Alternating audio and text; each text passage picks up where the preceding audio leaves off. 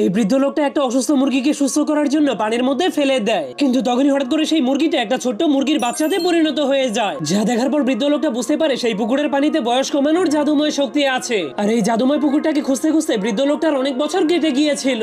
এই জন্য সে অনেক খুশি হয়ে সেই পুকুরের মধ্যে নামলেই সেকেন্ডের মধ্যেই তার বয়স কমে 10 বছর হয়ে যায়। যার কারণে সে তার যৌবন দেখানোর জন্য জলদি করে তার পুরনো বন্ধুদের কাছে চলে যায়। কিন্তু সে দেখতে পায় তার বন্ধুরা অনেক বৃদ্ধ হয়ে যাওয়ার কারণে কলা ছেলার পরেও খেতে পারছে না। আর আরেকজন বন্ধু এতটাই ধীরে ধীরে মাছ খাওয়ার চেষ্টা করছিল যে সেই মাছটা জীবন্ত হয়ে তাকে মেরে সেখান থেকে পালিয়ে যায়। এই জন্য মোগলি তার বন্ধুদেরকেও সেই জাদুময় পুকুরে গোসল করে তার মতো বয়স কমাতে বলে। কিন্তু তার বৃদ্ধ বন্ধুদের হাঁটার স্পিড এতটাই স্লো ছিল যে তারা সকাল থেকে শুধুমাত্র 5 কদমই হাঁটতে পেরেছে। এই জন্য মোগলি তাদের এই স্পিড দেখে তাদের উপর অনেক বিরক্ত হয়ে যায়। কিন্তু তখনই তার মাথায় একটা আইডিয়া চলে আসে। এই জন্য সে ওই পুকুরের পানিগুলোকে এখানে নিয়ে আসার জন্য যখনই সেই পুকুরের কাছে পৌঁছায় তখন সে দেখতে পায় হাতি সেই পুকুরে সবগুলো পানিকেই খেয়ে ফেলেছে। এই জন্য সে জলদি করে সেই জাদুময় পুকুরের ঝর্ণা থেকে বালতিতে করে পানি নিয়ে